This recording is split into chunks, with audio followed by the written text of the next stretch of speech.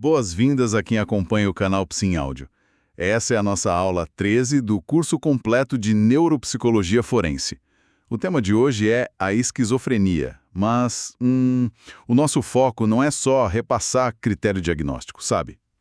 O objetivo aqui é investigar os mecanismos neurobiológicos desse transtorno e entender como a neuropsicologia quantifica esse dano para o juiz, lá no tribunal. Com certeza. Mas antes de mergulharmos no conteúdo, um aviso para quem nos ouve. Agora, o canal Psi em Áudio tem um clube exclusivo, o Clube Psi. Que legal! Sim, são cursos de aprofundamento na área de psicologia disponíveis na área de membros do canal no YouTube.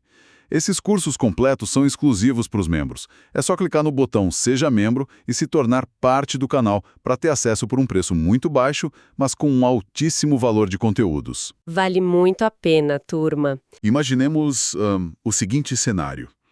Um rapaz de 20 anos invade uma igreja no centro da cidade, ele destrói imagens, causa um pânico generalizado e acaba se atirando de um viaduto de vários metros de altura. Nossa! E, milagrosamente, ele sobrevive. Semanas depois, lá no hospital de custódia, ele relata com uma tranquilidade assustadora e absoluta convicção que Deus conversou diretamente com ele. Disse que ele deveria quebrar as imagens e garantiu que ele poderia voar. É a quebra total do processamento da realidade, né? Exatamente. A lei, de repente, se depara com uma encruzilhada muito complexa. O sistema de justiça está diante de um ato puramente criminoso ou de um cérebro cuja arquitetura inteira entrou em colapso. Pois é, esse é o grande dilema.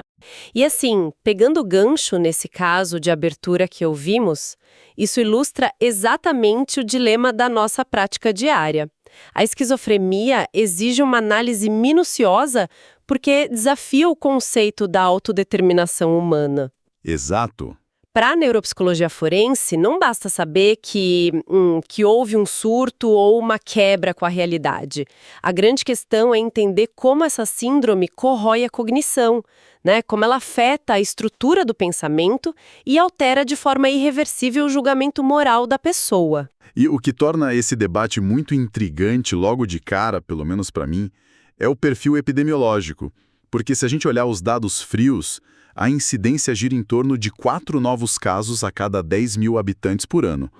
Mas o que realmente chama atenção na literatura é o padrão de desenvolvimento, sabe?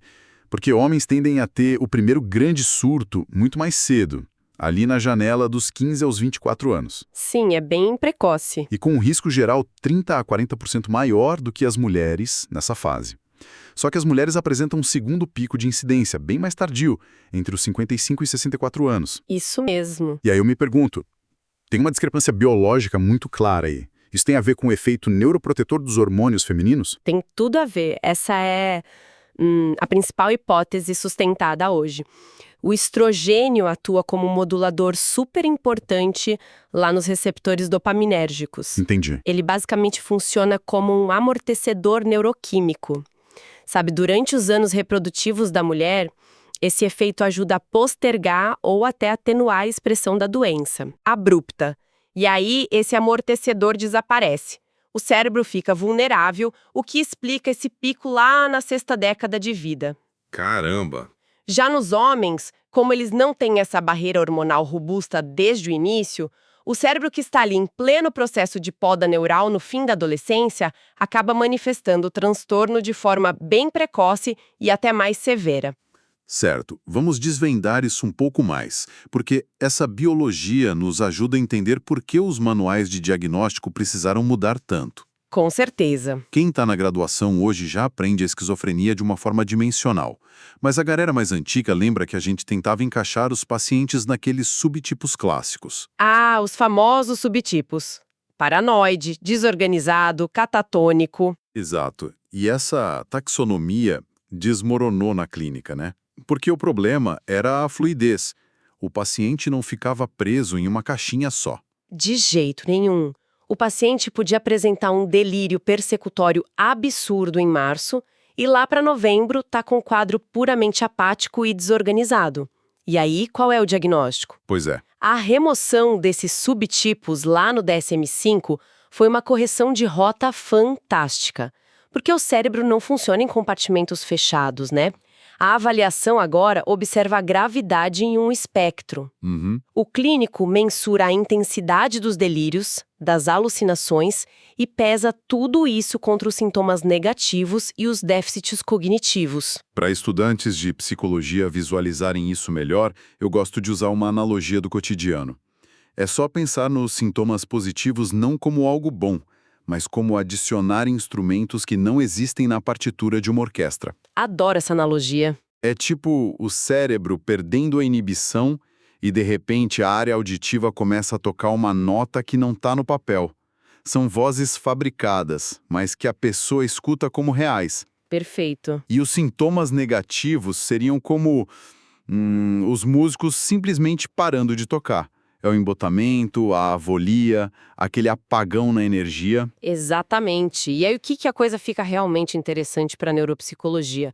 Porque o impacto físico no cérebro é brutal, não é só uma alteração química que passa. Tem dano estrutural, né? Muito. Exames de imagem mostram alargamento dos ventrículos laterais no cérebro esquizofrênico. E pensa assim, se essas cavidades cheias de líquido estão aumentando, o que isso significa? Que alguma coisa em volta está diminuindo. Exato. O tecido cerebral ao redor está atrofiando.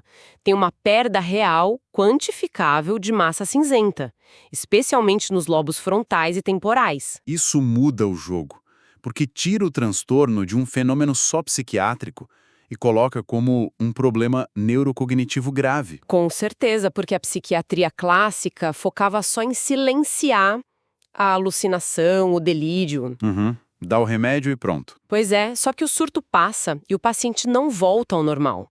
Porque a ausência desse tecido no lobo frontal arranca os freios do cérebro.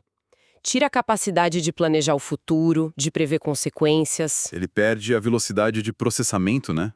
A fluência verbal cai muito. Cai demais. A memória episódica fica super fragmentada, a atenção evapora, o paciente não consegue planejar passos simples do dia a dia. Mas peraí, a gente precisa fazer o advogado do diabo aqui. É uma dúvida que sempre surge entre colegas e alunos em concurso. Pode falar. Esses déficits cognitivos enormes, essa lentidão toda, isso não seria apenas um efeito colateral das medicações pesadas? Porque, poxa, são décadas tomando antipsicóticos que sedam muito a pessoa. Essa é uma pergunta clássica e super válida. Mas as evidências nos forçaram a olhar para o histórico da doença. E a resposta é não. Não é só culpa da medicação. Sério? Sim. Estudos muito robustos acompanharam pacientes na fase prodrômica, muito antes do primeiro surto, muito antes de tomarem qualquer remédio. E o declínio cognitivo já estava lá. Já tinha uma queda no raciocínio. Exato. Uma queda sutil, mas rastreável, nas funções executivas. E tem mais, se a gente testar familiares de primeiro grau dessa pessoa, familiares que não têm psicose, não tomam remédio, a gente acha um grau leve de comprometimento cognitivo neles também. Nossa, isso é muito revelador. É a prova de que a esquizofrenia é, na verdade, um distúrbio do neurodesenvolvimento. A falha já está embutida na formação cerebral, sabe? Fantástico. É essa falha estrutural primária que embasa tudo. Mas antes de avançarmos para os cenários jurídicos práticos da nossa aula forense, um recado rápido. Diga lá. Se quem estiver ouvindo está gostando desta aula, não esqueça de curtir o conteúdo no canal. E compartilhe nos grupos de WhatsApp e Telegram da Faculdade de Psicologia para a gente ajudar mais pessoas nessa jornada acadêmica. E para quem quiser aprofundar os conhecimentos, deixamos sugestões de bibliografias excelentes na descrição do vídeo. Aproveitem que o material tá ótimo, gente. Voltando para a nossa transição, quando conectamos esse cérebro danificado à lei, a palavra-chave é a cognição social, certo? Exatamente. Se conectarmos isso ao panorama geral, a cognição social é tipo o domínio mais sofisticado que a gente tem. É a famosa teoria da mente. A capacidade de inferir o que o outro está pensando ou sentindo. Lê as entrelinhas, né? Isso. E na esquizofrenia, essa circuitária entre o córtex pré-frontal e a amígdala falha absurdamente. Eles perdem a habilidade de ler expressões faciais de forma correta. É como se... sabe quando alguém manda uma mensagem de texto seca? Sem emoji nenhum, só com um ponto final? Nossa, sim, bate logo uma ansiedade. Exato. O nosso cérebro acha que a pessoa está brava. Do paciente com esquizofrenia, isso é levado a uma potência clínica na vida real. Um olhar neutro de alguém na rua, esperando o ônibus, não é interpretado como tédio. É interpretado como uma ameaça real. Ele acha que está sendo perseguido, né? A amígdala hiperativa faz ele ter certeza disso. Perfeito. E é a partir dessa ameaça imaginária que as demandas invadem o sistema de justiça. A neuropsicologia forense atua em 3 grandes esferas do direito nesses casos. A primeira, claro, é a área criminal, que foi o nosso caso da igreja. Que é onde a sociedade sempre exige aquela resposta binária, né? É culpado ou é inocente. Só que o cérebro não é binário. No caso do rapaz do viaduto, o perito não vai julgar o vandalismo em si. Ele vai avaliar se no exato momento da ação, aquele rapaz tinha a capacidade de entender que aquilo era crime. A capacidade de autodeterminação. Isso. Se ele quebrou tudo sob um delírio agudo, acreditando numa ordem divina, não existe o dolo tradicional. A realidade dele foi fabricada pela doença. Ele é inimputável ali. O foco é medir o teste de realidade no instante do ato criminoso. Mas e quando o surto passa? Porque aí entramos na segunda esfera, a civil, certo? O medicamento tira a alucinação, mas o dano estrutural fica. Fica. E aí lidamos com interdição, curatela. E olha, não é só porque a pessoa tem o diagnóstico no papel que ela perde os direitos civis. O juiz exige provas funcionais. E como o neuropsicólogo prova que a pessoa não pode, por exemplo, administrar o próprio dinheiro? Através de testes padronizados. Quando aplicamos o teste de Wisconsin ou Stroop, não estamos vendo só se a pessoa sabe as cores. Estamos medindo flexibilidade mental. Se o lobo frontal está atrofiado, o paciente fracassa no Wisconsin. Ele não consegue mudar a estratégia quando a regra muda. Na vida real, isso significa que se a conta de luz vier com um código de barras diferente, ele entra em colapso. Ele não consegue resolver o problema cotidiano? Exato. O laudo mostra, em números, essa incapacidade de gerenciar a própria vida. Muito claro. E tem a terceira esfera que eu sei que cresce muito, que é trabalhista e previdenciária. E aqui é um terreno muito pantanoso, né? Extremamente. Porque às vezes o adoecimento começa enquanto o paciente está ativo no mercado de trabalho e os delírios persecutórios focam na empresa. Ele acha que o chefe está armando para ele. Sim. Ele tem certeza que estão monitorando os e-mails dele, que os colegas querem causar a demissão dele, e aí ele entra com processos trabalhistas gigantescos, alegando assédio moral. E o relato, muitas vezes, parece super coerente para o juiz, emocionalmente carregado, né? Muito!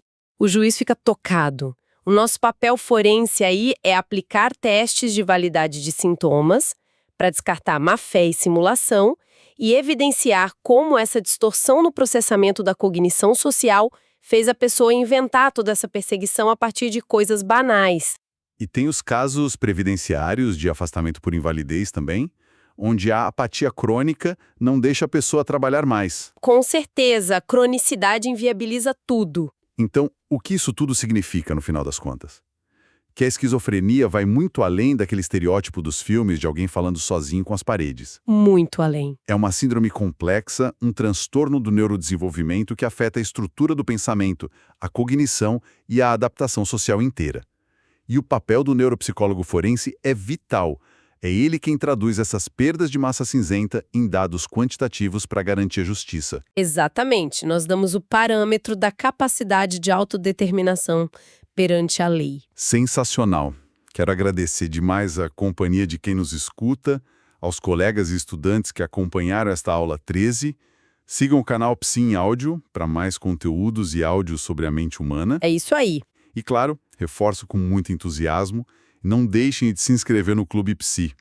É só clicar no botão Seja Membro para ter acesso a essas formações completas e exclusivas. Bom, e para fechar, eu queria deixar um pensamento provocativo para nossa audiência refletir durante a semana. Manda bala. Se os estudos mostram que o declínio cognitivo e as alterações no neurodesenvolvimento começam anos ou até décadas antes do primeiro surto psicótico grande, até que ponto as pequenas infrações ou o isolamento social severo na juventude de um paciente já eram os primeiros sinais de uma mente perdendo o roteiro social. Nossa. Onde exatamente termina a responsabilidade legal de alguém e começa o percurso invisível da patologia.